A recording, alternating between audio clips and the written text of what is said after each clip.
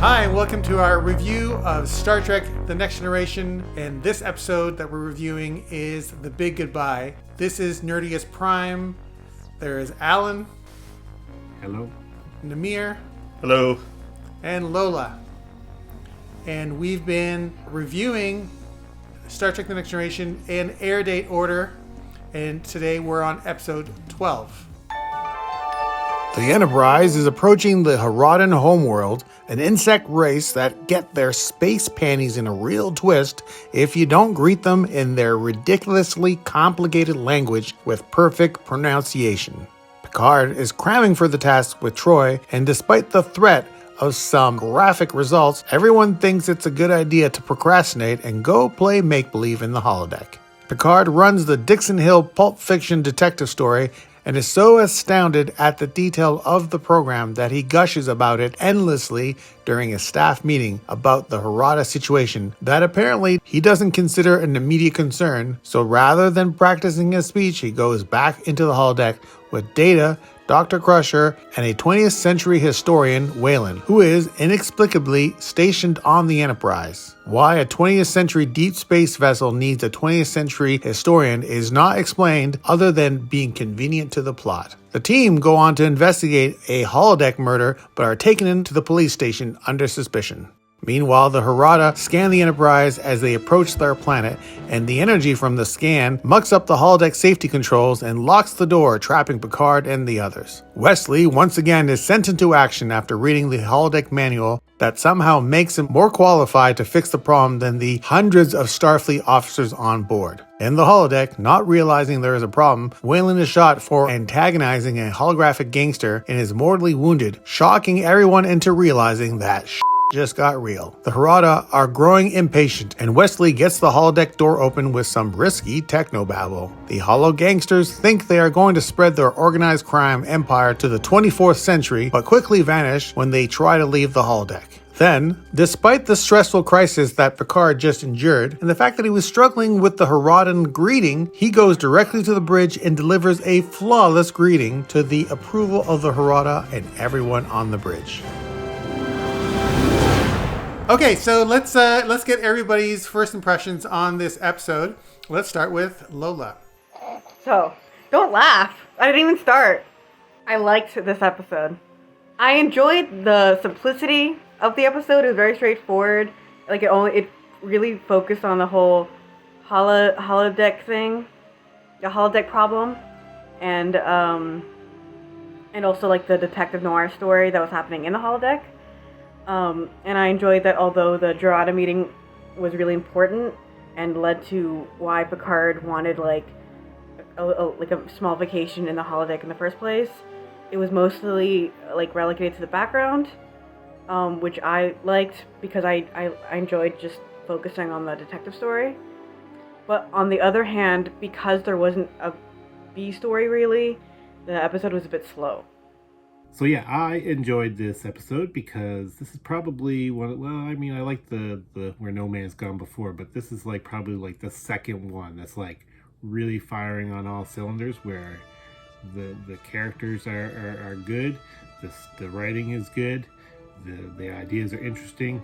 I mean, we're really fleshing out the holodeck here and exploring its capabilities, which would end up becoming, an overused trope for Star Trek, but here it was fresh and novel. So and the characters had a lot of fun. There's a lot of stuff that they could sink their teeth into. So yeah, I like this one. I tentatively liked it. I remember when I first watched it, I did not like it because I thought it was extremely slow and boring, but I guess age brings a little bit more nuance, so I was like, okay, I kind of enjoyed it much more. I think there are still problems with the episode that we'll probably get into, but I liked it more than I was expecting to. I love this episode. I think it's great. Having reviewed, as we are doing, Star Trek The Next Generation in air date release order, we've seen some good episodes, but this is the first great episode of Star Trek The Next Generation. I find that the characters are alive. They come off the screen. And as Alan mentioned, it's our first holodeck episode. holodeck malfunction episode when some characters get trapped inside. I need your help, Mr. Hill. Someone is trying to kill me. The original Star Trek always did a teaser where the stakes were presented as a cliffhanger before the credits, and they always did a really good job at that. And this is one where I find the teaser is weak, because the stakes as it ends on him going in the holodeck and a holodeck character telling her it's like someone's trying to kill me, and I'm like, well, that's not really major stakes to have us concerned about, because you're just a storybook character and the story's already written and it doesn't really matter. Like, the real stakes here is what's going to happen when they make first contact with the Harada. Well, I guess second contact, but yeah. So I feel like that would be a more exciting note to end the teaser on than the holodeck character saying, someone's trying to kill me. That was really not that exciting a note to end on.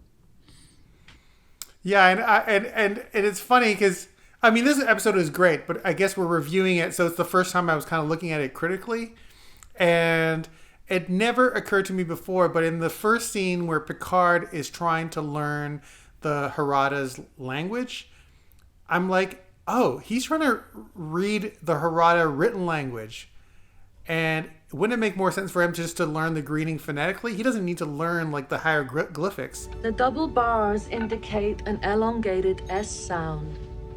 And the inverted T means to hold the Z. Unless It's followed by three wavy lines, in which case the Z becomes a B. Exactly. What a language. He's going, oh, the inverted T symbol is a S sound, and you're like, what are you doing? You're just wasting your time. Your life is on the line, and you're messing around with this written language. Well, no, the written language is showing him how to say it phonetically for him, like in human vocal capacity. Yeah, but what I'm saying is he could just write like what's the language? This thing, and then he just puts like a bunch of R's and a bunch of Z's, and Yeah, but that doesn't make any sense, because obviously Counselor Troy knows how to pronounce the language, so she could have just repeated it for him phonetically. Yeah. I think they just did it because it's an interesting, funny kind of scene, but it doesn't really actually make sense. I don't know that it's actually supposed to be funny. It's not a funny. It's none of that part is funny. I find it funny, but it's not meant. It's not written comedically. Yes, it is. Yes, it is. Yeah, I agree with Lola. It's totally meant comedically, because he's like, okay, and then you the double line means S, and then she's like, and he's like, okay, unless it's a Z, then it's pronounced like a T, and she's like, he's like, oh, this sucks, That's hilarious. Yeah, I think I just saw it as they were just showing that he was working really hard to do, and they were building the stakes of like, this is how hard this language is, because later they're going to say, if you get it wrong, something's going to happen to your so we never actually find out what happened to that other captain, right? It was just graphic. We're gonna come back to that, because it's totally. Well, since we're talking about the teaser again and the story set up in general, we're at the beginning of our discussion.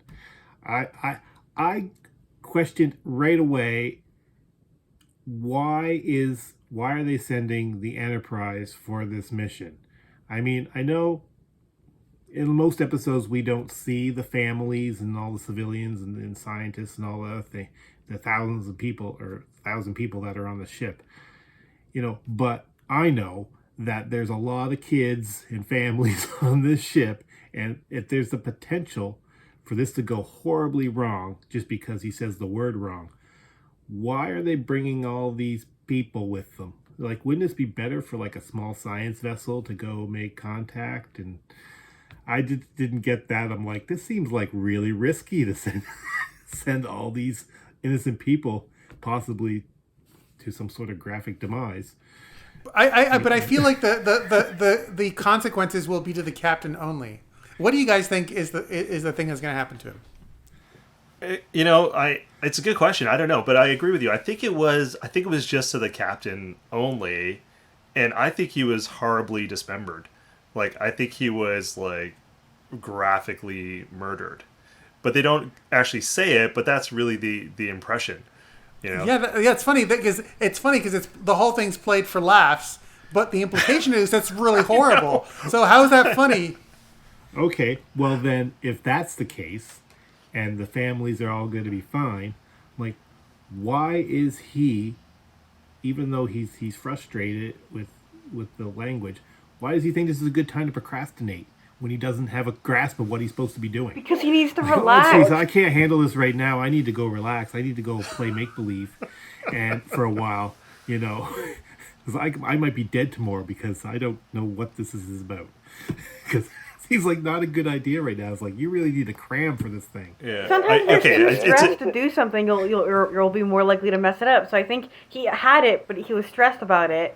So he went to go relax, and that's why after the whole ordeal was done, he was able to just go to the bridge and just say it because he wasn't like really thinking about it. Yeah, and I think he thought he had more time because the Harada upped the schedule, right? Right, they were like, let's do this thing right now, and I think the captain and everybody else was expecting it to happen, 2 days from. Well, I'm wondering too that that if this is such a dangerous mission for the captain, why wouldn't they give him more time for this prep? Because obviously they know how it went the first time. There's been a period of time there. It seems like he's just learning it right now. This went so bad. I mean, now we got to plan the next time we meet these guys, like in 3 years or whatever. I thought you liked this episode.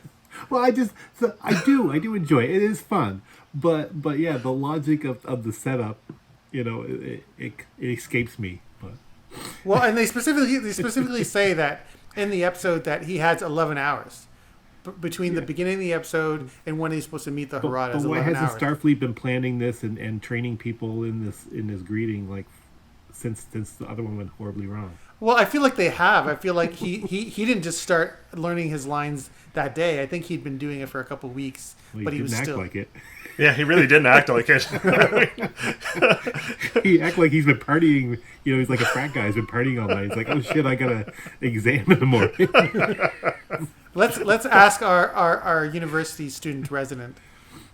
Is that how it goes down? I mean, I don't really know about the party part. I don't I don't really get invited, but Oh. No, I don't like parties, so I don't mind. But you're the party, Lola. Exactly. Just hang out with me is a party. Anyway, what was I saying? Yeah, people always leave things to the last minute. That's like the kind of part of the deal, When you pay tuition, you have to press a little button that says I promise to not do any of my work until the day of. So I guess that's what Picard did. But I feel like Picard would be better than that. No, I disagree. I think Picard is actually a bad student. I think he's like not a great student. Like he doesn't. I feel like his character is that he doesn't study. He can't spell. He only learns when he has to. You know what I mean? He's like one of those people that's really good at all the other things and tries really hard when he has to, and just kind of like powers through all of his weaknesses. That's kind of why he's in the position that he's in. But he absolutely failed, elementary school. Like the whole thing, Very funny, Dick. What'd you do, lose another bet? The uniform. It's totally inappropriate. I should have changed. Okay, so I have a question about the holodeck rules. Because in the beginning, they make... the holodeck characters are aware that Captain Picard is wearing a Starfleet uniform, or that he's not wearing a suit period appropriate attire. So, can holodeck characters how does that work? Because I feel like that's not always the case. Yeah, I noticed that too about this, but I think it was just an example of that they hadn't really established the rules yet. Because I think later on, like the holodeck characters really don't acknowledge that the fact that these people act different, say different things that they don't understand, like talking about computers and I mean, later on we do get some self-aware programs, obviously with Vic Fontaine, Deep Space Nine, and ones like that. But it never explained that. But yeah, in Next Generation, this is the only time I think that the holodeck characters, other than Moriarty later on, but that was a totally different thing, and that they acknowledged that Picard's dressed in Starfleet uniform. One thing that I noticed about the holodeck thing in this episode was, he goes. It's like the scene when he's wearing the Starfleet uniform, and all the characters are like, "Oh, what are you wearing?" Haha. And then he meets that woman who's like, "Someone trying to kill me. I need your help." When she gives him the money, she gives him a goodbye kiss and then leaves. And then later he goes to the meeting, and he still has the lipstick stain. And I'm like, that doesn't make any sense. Just the holodeck is supposed to be made out of lights, and it's like virtual reality. The idea that, I know it's just a mistake, but no, they do it later on too. Like I think there's a scene in another episode where Wesley and another kid are having a snowball fight, and it goes out of the holodeck door and hits Picard. Yeah, and, he's clearly got snow on his uniform. But I don't. But they also say that the holodeck is force fields, photonic energy, and replicated matter, and uses some of the transporter technology. So I don't know. It doesn't make any sense really. That there's no consistency in that. But one possible. That's what I always thought. I didn't think it was virtual reality. I thought they were actually making things, right? Like the food replicator. They were just making objects and people, and anytime a person left the holodeck, they didn't just dissipate because they're not real. They dissipated because the computer kills them, because they're not allowed to be outside the holodeck. So they just get if anybody leaves, they get murdered, right? I think that it must be part virtual reality, but part replicators, because I suppose replicators do just sort of spontaneously create whatever you want, whether it's clothes or food. Which would explain why sometimes certain items will be able to leave the holodeck. But if you think about Voyager, the Doctor couldn't be in any place that didn't have holographic emitters. A whole big part of his arc is the fact that he gets the wearable one, and then he can go anywhere. I guess the holodeck and a hologram are different. Well, yeah, but the other thing is that she gives him a $100 bill and puts it inside his uniform, and so the question is, does it just dissolve when he walks out, or is it still... Oh, no. He put it in his piggy bank. He definitely, is like, ah, ha, ha. And then he put it in his little porcelain piggy bank in his ready room. I am about to re-enter the world of Dixon Hill, this time properly dressed. An experience like this is more enjoyable when shared, so I've invited our fiction expert, Whalen, to accompany me. Dr. Crusher will join us shortly. I love the whole film noir Dixon Hill stuff. Just like Lola was saying, that stuff to me is more interesting than the Harada B story. That's just kind of all an excuse to do this cool story within a story. And when that woman shows up at the beginning and somebody's trying to murder me, I'm going, what's going to happen with the woman? And they don't really fulfill the promise of that storyline, totally, but I always still enjoy it. And that's kind of one of my chief complaints, is that I started to really get into that film noir storyline, but they don't resolve it, right? They don't actually take you through that mystery, and I was really looking forward to that. And I kind of felt a little bit robbed, because I was like, oh, what's the item? What is the thing that they're fighting over? How did they kill her? Just a MacGuffin. Yeah, I understand, but I'd like to see the MacGuffin. I liked it because what happened was that the reality of sort of intruded on the narrative. So they're in this narrative looking for an item, and suddenly the holodeck doors open, and that trumps everything that's going on. They're like, well, forget the item. What is that over there? And I think that's what I like about the episode, is that it resolves it in that way by bringing the fantasy world, so to speak, and the real world together at the end. Yeah, but there's also a ton of questions about that. My biggest question is, you really get the impression that nobody's ever been in the holodeck before, and they've never experienced any of this, which I don't really understand, because that holodeck's been there for a while. You know, they've used it. So why is Picard surprised that it's so, you know, it's such an incredible replication? You know, like, it doesn't really kind of gel for me. Like, they haven't done anything with it. It doesn't exist really until this episode. Well, because they introduced it in the pilot episode, and I think they made it clear in the pilot episode that this was like a new technology that was unique to the Galaxy class starship. So I think, you know, this is conceivably just 3 months or whatever after that. It's like roughly. So it's conceivable that Picard has been busy running the ship and he hasn't taken a vacation in 3 months and he just hasn't gone to the holodeck. Yeah, it's the perfect time now that he has to do this very important speech. But, like, I get it, though. Like, I find I watch more TV when I have something to do. Yeah, that's true. But the other thing is he's explaining it to everybody, and everybody's like, "Oh my God, really? Wow!" You know.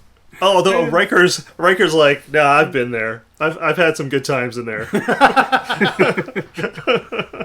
Sounds, smells.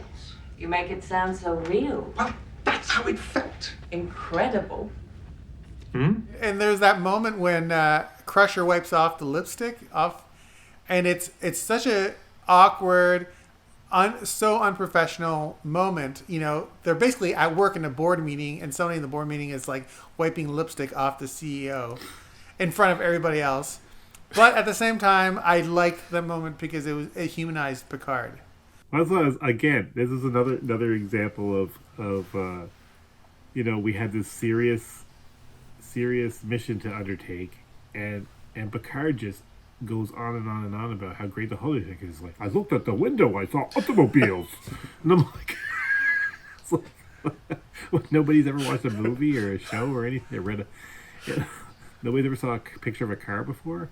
I'm like, I know. And he's like, oh yeah, we got to talk about the thing, that we're doing that I might get executed graphically, or I don't know again with the graphic. So I'm convinced that the last captain had he had his removed. Where's your evidence for that? Yeah. For no reason whatsoever. Because they allude to it being horrible, and yet somehow it's played for laughs. So I'm like, well, if they'd cut off his hand or his foot, it wouldn't be very funny. I don't know having your cut off is very funny either. That seems like it would be awful. No, but not in real life. But for them to play as somewhat as a joke, Yeah. like, and the fact that Roddenberry probably wrote this episode. That's like, yeah, when it says, oh, there's graphic detail, I'm like, is it sexually graphic or violently graphic? What kind of graphic are we talking about? I must have missed that line, because I don't remember them saying it was graphic. All I remember is, like, then for 20 years, like, the Federation had no contact with them. But I don't remember the part where it's graphic. The captain is well aware of the gravity of the situation, Commander. We are all aware of the tape of the last Federation starship to come into contact with the Jaradan. It graphically demonstrates what happened when that captain offended them. Captain Picard is familiar with that data. Yeah, well, Data says, shouldn't we review the record of what happened last time? And Picard is like, no, we're good. And Troy's like, no, Data, no. And he's like, I don't understand. And then later, he doesn't even drop it. He's like, we're talking to LaForge in the hallway. He's like, well, I wouldn't want the captain to, like, want to review all the evidence again. He's like, well, once you've seen the Harada react once, you never have to see it again. Ah. Yeah, and that implies taking the first captain's and using it as a hat. I don't know. Well, okay, that's my theory. What's your theory? My theory? I already told you my theory. It's definitely graphic. I mean, I kind of am leaning towards the penis hat theory now that it's out there. Lola, what do you think happened to the last captain? I don't know. I honestly, I just assumed that it was bad. I feel like you do know. I honestly just thought it was just like, oh, it was really bad politically, and that's why this was important. I didn't have any consideration for the captain, for the last captain. I see. They got financial. They got sanctions. Yeah. Nothing's more graphic than political repercussions. Or they took off their like white shiny glove and slapped him in the face. Why not come with me? Yes, I'd like that. I want to take that 20th century historian. Who, Whalen? Yes, Whalen. I bet he knows more about Dixon Hill than I do. You know, it's funny. I've watched this episode a lot because I like it. It's one of my favorite episodes of The Next Generation. And the whole Crusher Picard romance in this episode totally went over my head. Up until I saw it. I saw it recently again with Lola, like back in November, and I was watching it. I'm like, oh my god, the whole episode is like this romantic thing between Picard and Crusher, and how did I miss that? And this episode implies that they've already slept together. No. Oh. When do they imply that? When they're in the police station, and Crusher's like, "Oh, I'd really like to see your office," and Picard is like, "Oh yeah, let's go right now." And then they're like arm in arm, and they're super happy. And then the historian's like, "Oh, I'd like to come." And then Data is like, "I'd also like to come." And they're like, "Ugh." Yeah. That implies nothing. Right? That to me that didn't imply that they had sex, but it implied that they were gonna go have sex. No, I think it does, because that explains the lipstick thing, where Crusher was like, "Oh, you have some lipstick on your face." I think it already happened, but they don't. And I think No, that's I don't what think they're no, implying. because I think it did. Absolutely. Maybe in Naked Now, when they were drunk. He made that weird noise. that was his foreplay. It was a smooth move. And then he did it in the ready room. How can you resist that? But at the same time, Picard, he kind of like is oblivious because when he's in the ready room, when he's in the observation lounge, he invites Crusher, and you can tell like, oh wow, it's a date. She's super excited, and then he turns around and goes, oh, look, get that guy Whalen, the historian, to join us, and you can see her face go, ugh. So it's his fault. He did it to himself, basically. I guess so. But I still think that the plan was them to go have coffee in the office. I love the little moment too where she swallows the chewing gum. I know that always makes me smile because she doesn't know what to do with gum. when that cop's hitting on her and say, "Hey, here has some gum," and she's like, he's like, that's a fun little moment for Gates McFadden. Yeah, like I said, this season is making me rethink my dislike of Beverly Crusher. I really, for whatever reason, I'm starting to really enjoy her character. Especially that, I think it's because I missed the fact that there was that tension between Crusher and Picard. When did you dislike Crusher? When I was first watching TNG. When was this? Like when they first came out. So I would have been back in the old days. Back in the old days, in my teens, and I was like, "What is this nonsense? I want to see aliens and spaceships and stuff, not romance." Mm-hmm. But now that I'm older, I'm like, "Ooh, romance." I'm the same way with this show too. Yeah, there's episodes that I hated as a kid, and I was like, and now I appreciate more as an adult. Yeah, and absolutely, like this was one of those episodes for me where I absolutely hated it, and then now I'm like, "Oh, this is pretty good." Well, Lola, what do you think about the romance angle? You're barely out of your teens, so let's get a youthful perspective here. I thought it was nice. I don't know. Is it odd because they don't have Tinder? No, I thought it was cute. Like I thought because when they're in the police building and they kind of like have that moment where they're like staring at each other, and then Whalen is like in the background and kind of like ruins the moment, so it's funny, but like obviously there's like that like romantic tension there. So I thought the way they built it like in the episode was good. It just, I don't really remember it happening more consistently later, but I mean, I don't have great memory anyway. I also like that Crusher took her cues from how to act from the floozy or the hooker that was like waiting to be processed at the cop station.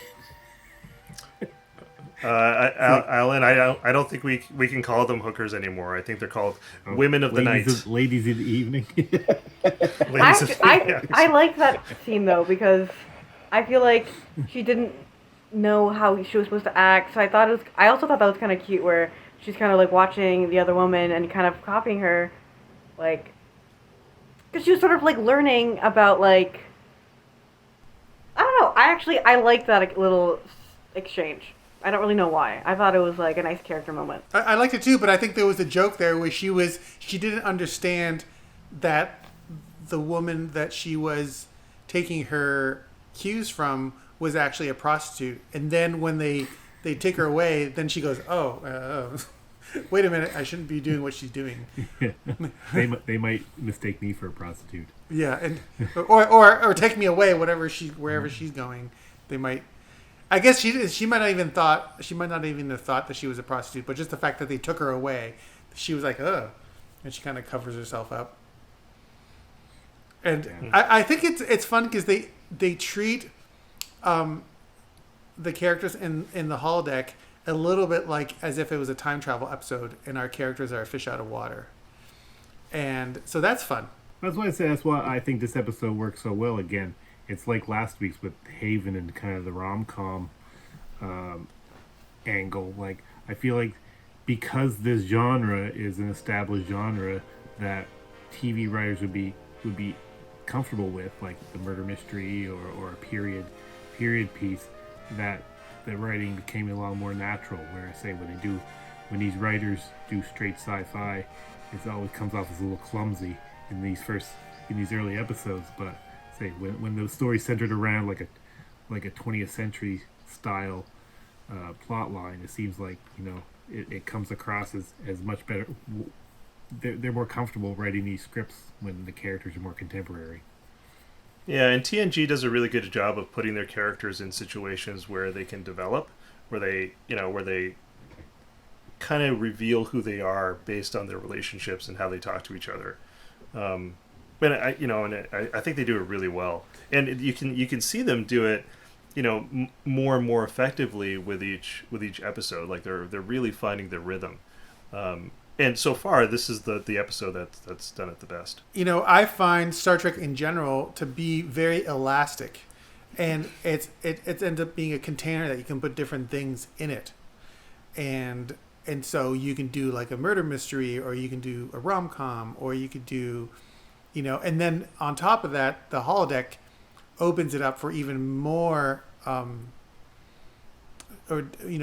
more genres like this one where you're doing a straight up film noir, or later there's going to be a Sherlock episode where there's actually Sherlock Holmes and all this kind of stuff. So, or there was the one with it's not a holodeck episode, but there was the Robin Hood episode as well.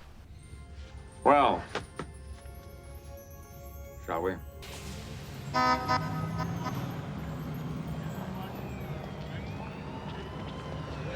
I thought that the shot when they go into the holodeck is amazing, where you have Picard, Data, and Whalen are in the corridor, and the holodeck doors open, and then they walk in to this full street, and the camera pushes in, which is the Paramount backlot, and they put a lot of effort. The production put a lot of effort into selling this illusion, and I think it works really great. And then you have the whole reverse angle of the same thing, and I don't know how they did it, but I don't know if you guys were paying attention to it, but there's the door of the holodeck. They're in front of the door, so it's like they're passing in front of the door, so it's like a real thing, and people are walking on the sidewalk, but they're passing behind the door, and then the door is reflected in the puddle as well.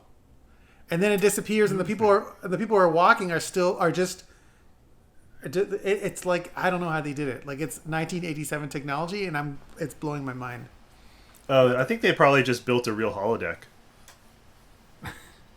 Well, I assume they just set up a door in the Paramount backlot to look like the outside corridor and walk through it. Well, the first part was that was really good because that's what they did. They took the corridor set. And they lit it like it was inside the Enterprise, but it was like really on the street. And then they got the characters to walk through, and then they're on the street. So that's a lot of work, but I understand, intellectually how they did it. But the reverse angle, I still don't understand how they did it. I had to watch that again because I didn't notice that. So my guess would be that they filmed those two things separately, and then when they were developing the print, they probably superimposed those two things. But I don't know how they would have done the reflection on the puddle, unless that puddle was separate. Because the thing about the holodeck door is that you can cut that out, right? Because it's sharp lines. There's nothing organic about it. Yes. So it would be a lot easier to do that type of like double exposure type thing with that. That would be my guess. But you're right. I noticed that too. That was awesome. It's just that there's so many whatever solution, like, it's just a cutout that they just put in there. It would work if they didn't step in front of it and there weren't people behind it. I don't think there was anybody stepping in front of it. There was. I checked. I rewinded. Oh, really? I rewinded to see. So, anyways, we could have a whole conversation about this, but I just was really excited. That is really interesting, but I don't know. I guess, if only there was a way to look it up on some sort of computer-based device. I mean, Was it something that they did in the remastering process? Did they add that in? Because that's I go back to like the DVDs and see if it was there or not. Okay, well, maybe I'll do that. Because that's a good point. Because if it was something they totally redid for the remastered, because it's true, I did watch the remastered, so maybe that takes away all the mystery, because it's just some guy in a basement in India going...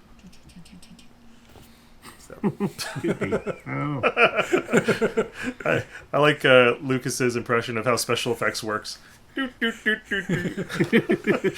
Although that's how we think editing works, so I guess it's fair.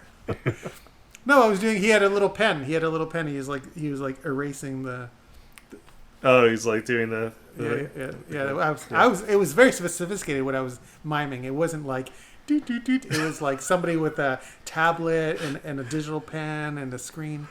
Oh, right. Sorry. I guess I was demonstrating what you do when you edit. That's all I do. I just do this for 5 minutes. And then it's done. In, out. Hey, Dix, what gives with this guy? He's not from around here, is he? No, he's not. He's from South America. Yeah. He's got a nice tan. I think I like the Data South American gag. Oh yes, we had the kind of homage to the explanation for Spock's pointed ears in the original series, where he was stuck in a rice picker or something. Yeah, and then Data is a South American. They got his head caught in a mechanical rice picker. Is that real? Really? I see you've noticed the ears. They're actually easy to explain. Yep. That's so bizarrely specific. That was the best that Kirk could come up with.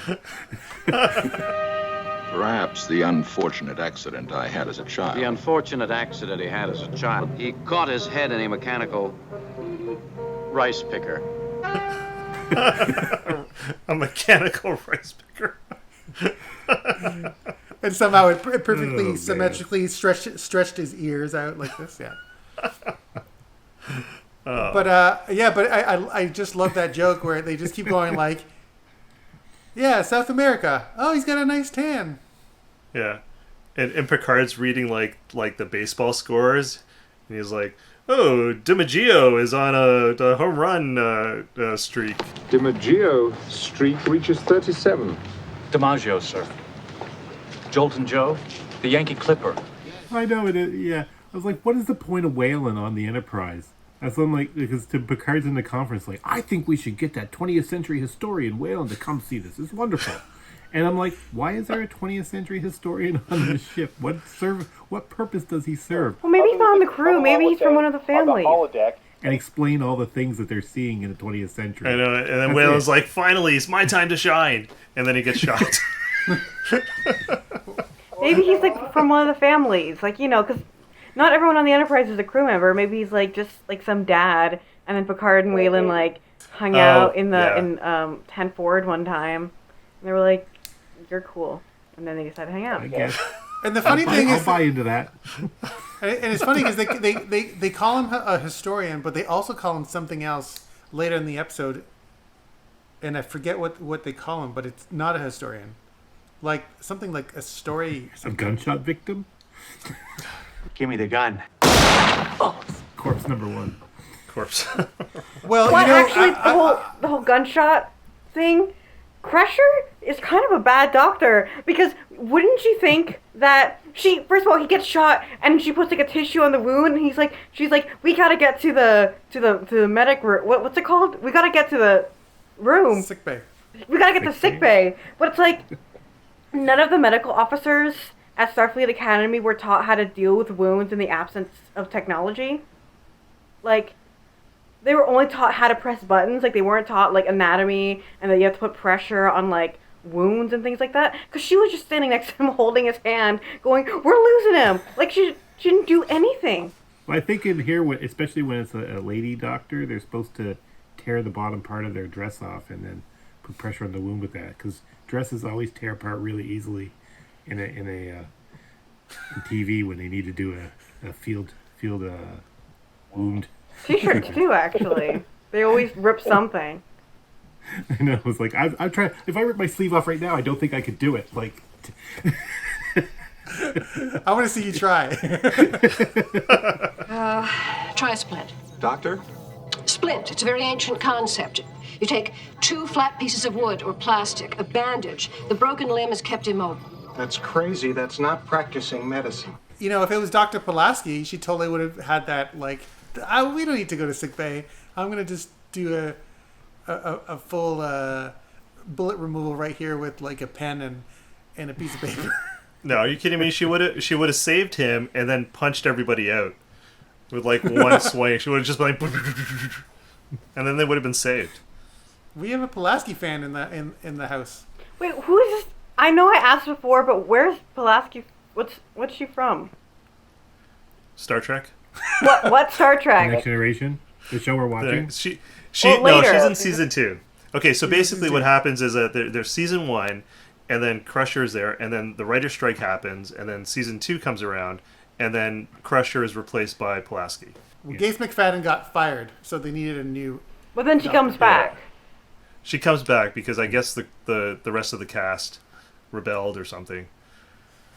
We'll talk about it in more detail, but it's the general idea. Yeah, we'll talk about it in more detail in 2 years. No, it's like I think we're halfway through the first season. It's only like 12 weeks away. Oh, that's true. Yeah, good point. Because we're still here. Yeah, that's true. I don't know. There's a lot of crazy stuff happening in the world. I just if we make it to see season 2, I'll be happy. You mean without the world exploding? Is that what you're implying? I'm not implying anything, but yes. I'll be impressed if these make it to YouTube. Sorry. Any other parts of the episode that you liked? Well, I thought the casting of the holodeck characters was amazing because they all embody this 1930s film noir character so authentically, and I believe the newspaper guy, I believe the cops, like none of them come off as like actors acting old or like old timey. They come off they come off very authentically, and the casting across the board is amazing. And Lawrence Tierney in the movie in the show is so great. Good day, Mr. Hill. My name is Cyrus Redblock. I hope you don't mind us dropping in. He doesn't he play like a bunch of film noir bad guys, from the 40s, like in the 40s? He was. He did, right? That's how they cast him. Is that he was a movie star in the 1940s.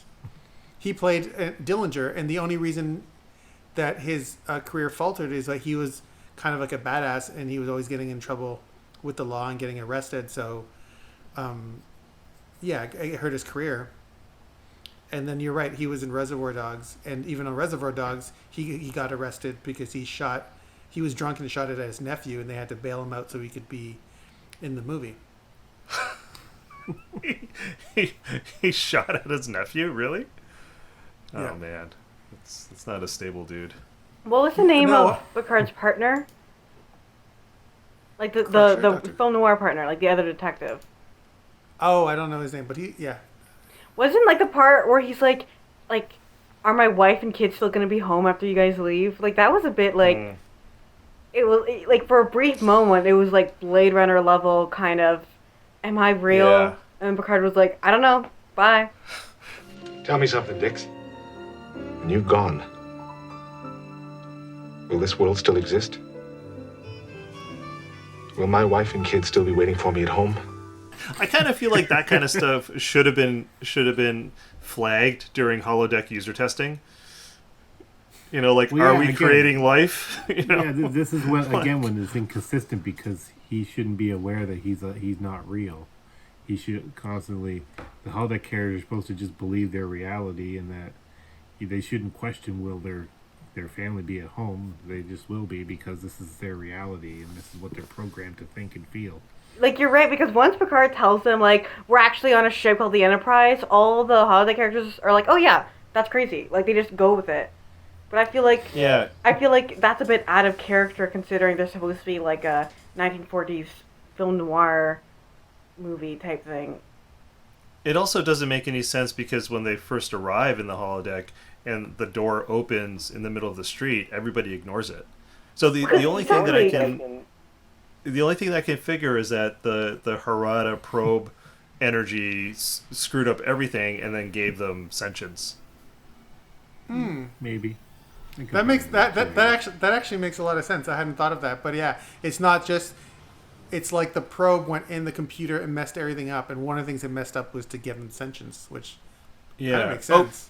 Yeah, I guess. Okay, so basically, what happened? I think what happened was that there must have been a bunch of like blocks or holodeck firewalls, like that prevented, the same thing that prevents people from actually getting killed in the holodeck is the same thing that prevents holodeck characters from achieving sentience.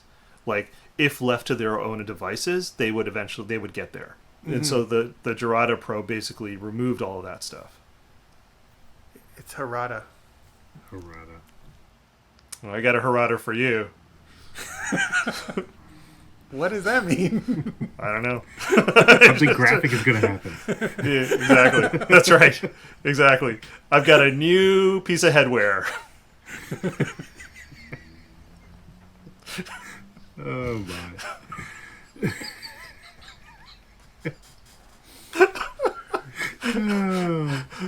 They're going off the rails. We're at the end of the episode. We skipped over whatever. Now we're making wildly inappropriate jokes. Nothing's working. It's not wildly inappropriate. Commander, I've studied all the technical manuals on the holodeck, sir. I think I can be of some help down there. Geordi is well equipped to deal with the situation, Wes. Right now, your duty's here on the bridge. Well, his mother's missing too.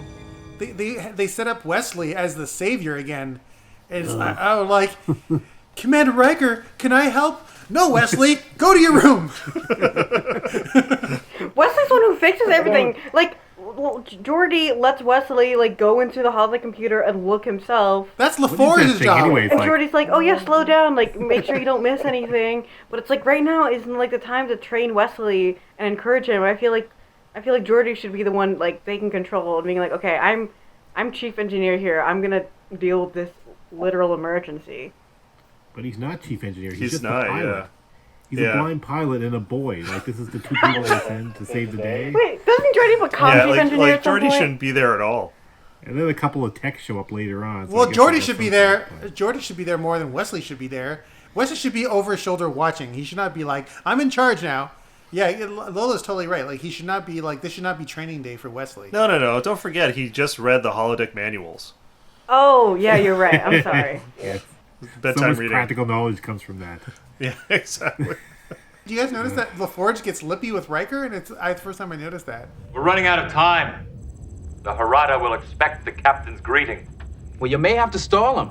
LaForge just snaps at him and says, well, I guess you're going to have to stall. Oh, yeah. And then, a moment before that, Riker's like, so what can I do to help? And Geordi's like, nothing. Yeah, and then he's like, okay, just fix it. It's like, well, I'll talk to Harada. And then he tries to, and then they say, it's like, Minion, we're not talking to you. Yeah.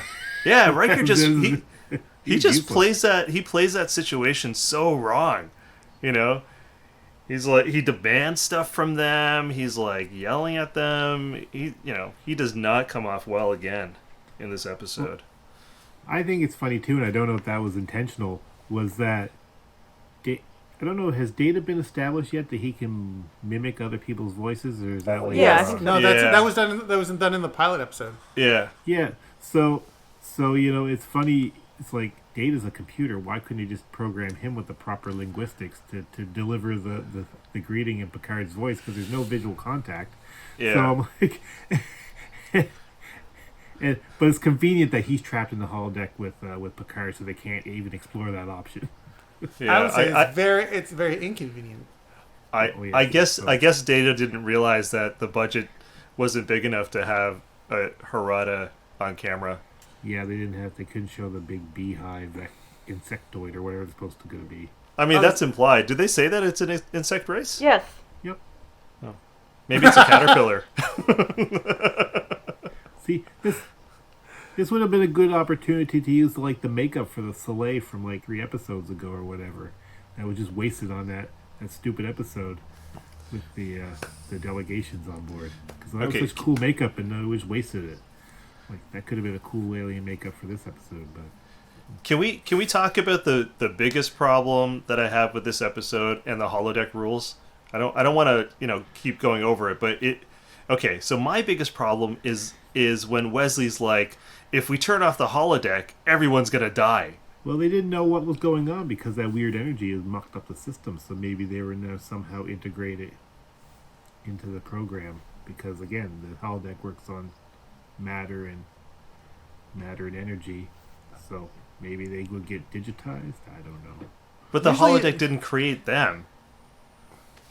But it's messed up now. They don't know that it didn't create them. He seemed pretty sure that was going to happen. Everything.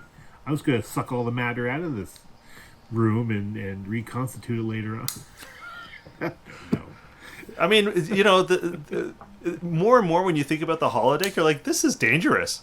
Like, this should not be on the ship. Like, I don't know if it's worth it. I think you bring up a good point, Namir. Okay, and my second question is, why didn't they just transport them out of the holodeck? You're onto something. I didn't think about any of this. I was just sitting there. Haradan energy. It's just like Q did it. Haradan energy mucked up the transporters and the holodeck and the replicators. I don't know.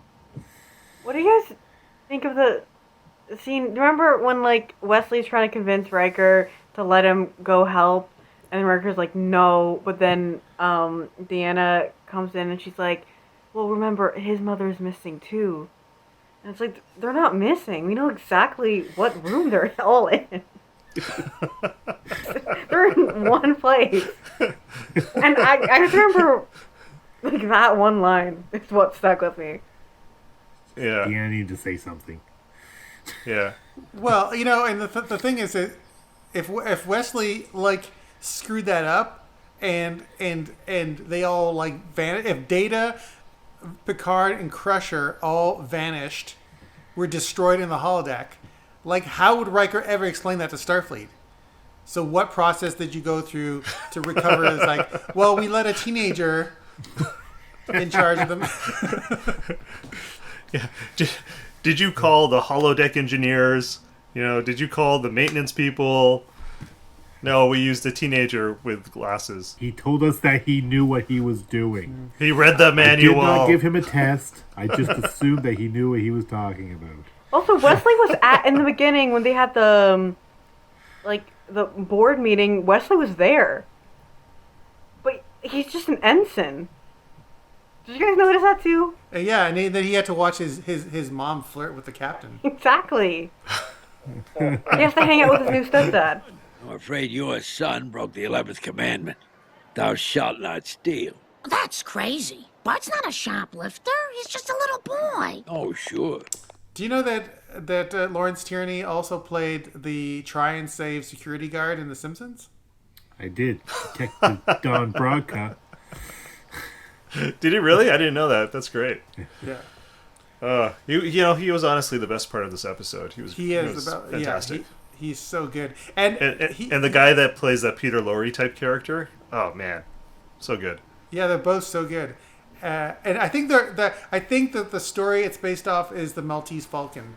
It is. It's true. I looked it up. Oh, you did? Yeah. This episode won a George Peabody Award. What's a Peabody Award? I think it's like a writing award, but I think it won. Even though they awarded it to this episode, it was basically like honoring the entire show, because the writing and the production values and the acting and all of that stuff was great. And I guess compared to other television shows, it was. Were you in charge of this award? I wish I had the money to be in charge of this award. Are you kidding me? I'd build my own holodeck. It'd be amazing. I'm in a holodeck right now. This is all a simulation. That's right, but I choose to be in this room. This is all a simulation, but this is what I choose to do with my life. Yeah, exactly. That's exactly right. Yeah.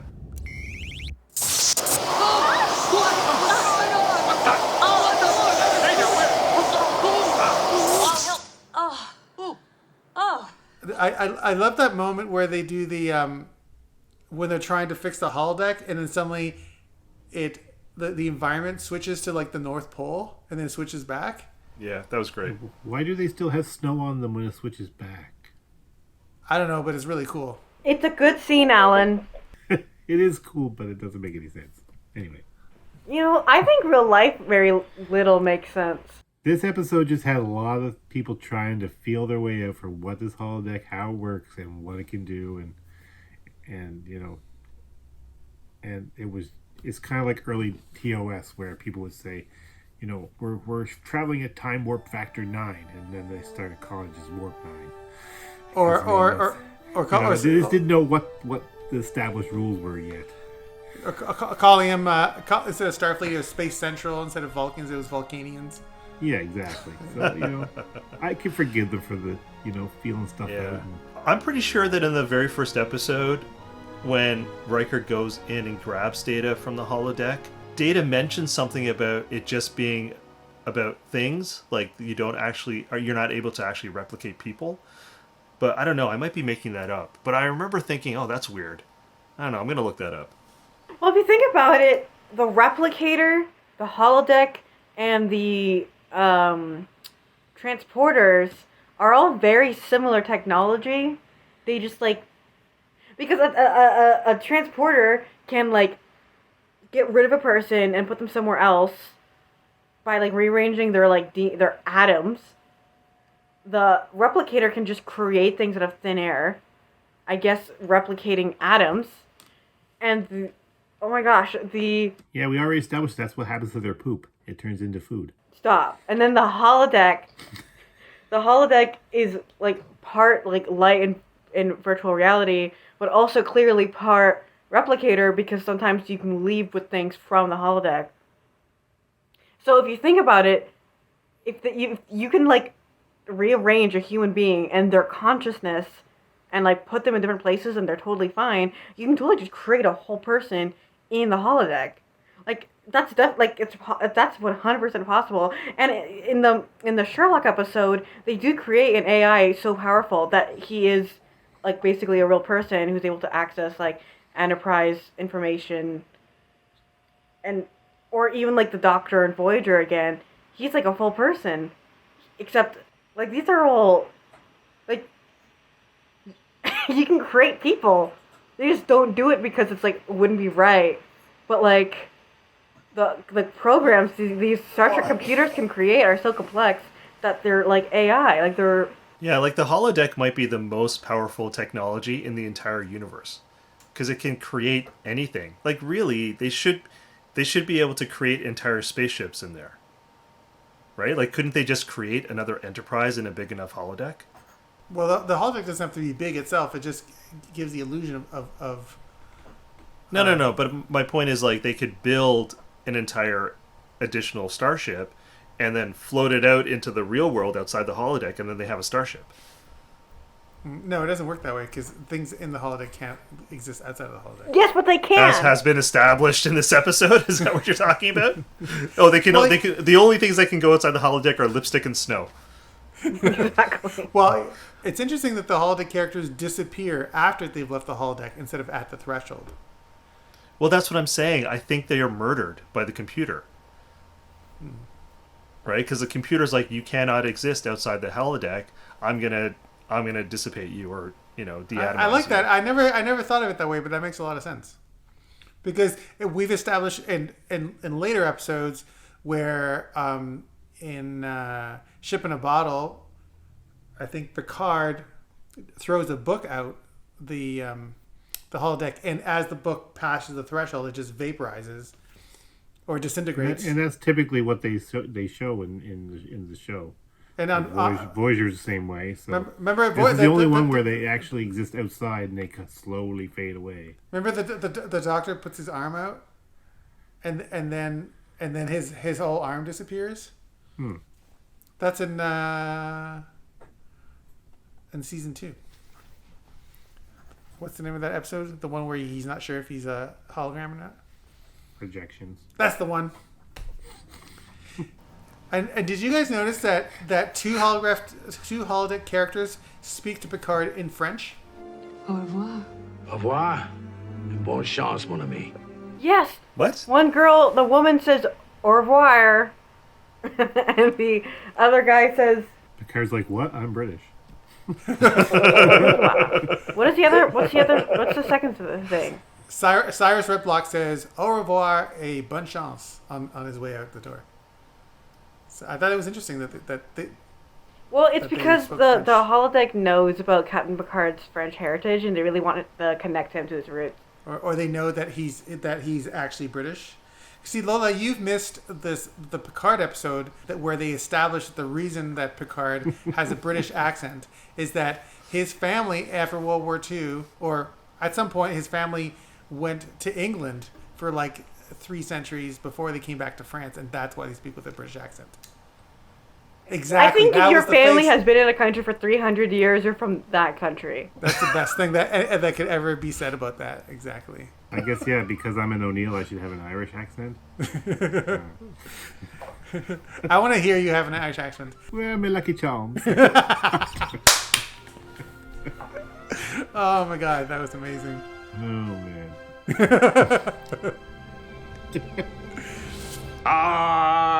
Klaxon Ries Blaj Blanarnik Karnik. I like to address the implausibility that after all this foolishness and the fact that Picard had no clue, how to properly pronounce words at the time, or was struggling with it, that he just waltzes out of this crisis in the holodeck and delivers a perfect speech to these aliens. I don't think it's improbable at all. I don't think it's improbable at all, because you know what? Like a few weeks ago, I wrote an essay in like a day, and I got an A+. So like it's real. Well, our education system isn't as good as it used to be. I earned that A+. You don't even know. Yeah, Namir.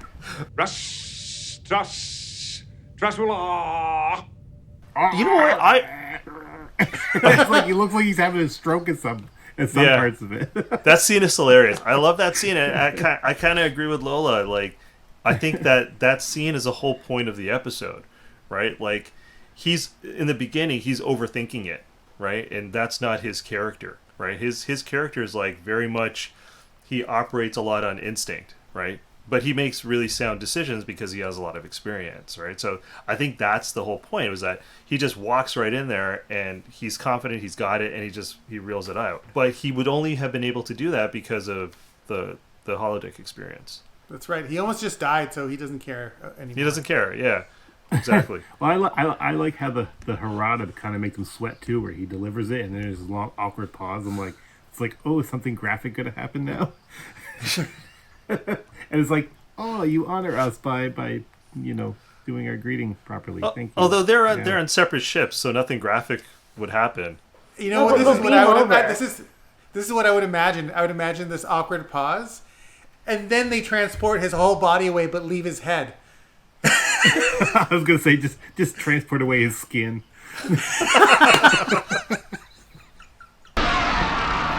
like, oh, that would be graphic. That's 12 months in a bantha tank. Lieutenant, take us out of orbit. Aye, sir. Step on it. I love how it ends when he says, "Step on it." I think Brent Spiner is like a really good comedic actor, and so I feel like whenever, even if it's just for like 2 lines, whenever they kind of let him do his thing and be funny, that's always like a really like great moment, and regardless of what episode it is. The best Data moment in this episode is when he moves the lamp. Oh yeah. Yeah. And Picard unplugs it and then plugs it in the background. He was like, I made it work. But you know, Brett Spiner is from a sitcom. He was on Night Court before. Oh yeah, his dim-witted hillbilly that always showed up in court. Oh man, he has some great scenes in that. That's show. interesting because Riker was on a soap opera, and you can tell Data was on a sitcom, and you can tell it's everything coming together, every acting type. And Crusher was a dance choreographer, and you can tell. Really? Patrick Stewart was a Shakespearean actor. Yeah, and also in the original David Lynch Dune. I am going to rate this episode 7 out of 10 because I really enjoyed it. I had a good time, but I was, especially since this was kind of my second watch because I saw it sort of recently. I noticed the second time it was a little slower, and I don't want to call it boring, but it didn't sustain my attention as well as first time, so it loses some points for the pacing, but overall I enjoyed the holodeck / time travel aspect and the kind of comedic moments. I think earlier someone said that the holodeck in Star Trek kind of becomes a bit of a cliche or overused. Personally, I really enjoy them. I enjoy, a bit of a change of scenery, even if that includes a change in time. So, yeah, I liked it. And I look forward to any more holodeck episodes. So I liked it. The more we talk about it, the more I like it, because as we talk, I'm like, oh yeah, I really like that. Oh, I really like this. So I'm going to give it a 7 out of 10. And I liked that the holodeck was so dangerous, because I think it added like a real element of actual danger. And I know they do that in future episodes, but I think it was it was kind of a neat addition. Like, it felt like the Wild West a little bit. There was no rules yet, so I enjoyed that. Oh, and I also like the film noir aspect. If you watch it, it's almost like there's 2 separate episodes, like the way it's been directed. Like the film noir, when they're in the holodeck, has a real film noir feel to it, and I think it's just kind of shot that way. And all the stuff on the Enterprise outside the holodeck is shot as normal. So that was cool to see. I would give this one probably a 7 out of 10. 7 out of 10 starships. Yeah, I like this one a lot. It was probably like the best of the first season, but I do feel like we get better later on. So I'm still not willing to give it high marks, but this is definitely one of the better outings in the first season. Again, it's a lot of fun. The characters are having, the actors were all having a lot of fun, playing their characters in a fish out of water scenario. And I mean, there's a lot of little great comedic moments that make me smile, and I really had a good time with this one. But again, there's a few logic and inconsistencies, so that always bugs me a bit. But I mean, overall, yeah, I had a good time with this one. I give this episode a 9 out of 10. I think that this is a classic Next Generation episode. Anytime I'm trying to convince somebody to watch The Next Generation and I'm recommending episodes, this is an episode that I recommend. It is not my favorite episode of the first season, and that's why it's not a 10 out of 10, but it doesn't get that full 10 because of the problems that we discussed, but I think it's a fantastic episode that I've watched many times before, and it has a special place in my heart. So can I just say that, so far, we've gone through half of the first season, and most of the episodes are actually really not so bad. So I remember when you guys were like, "Oh, the first season is terrible and it sucks," and it's turning out maybe not so true. I still maintain that, especially next week. Oh my god, Datalore is so bad.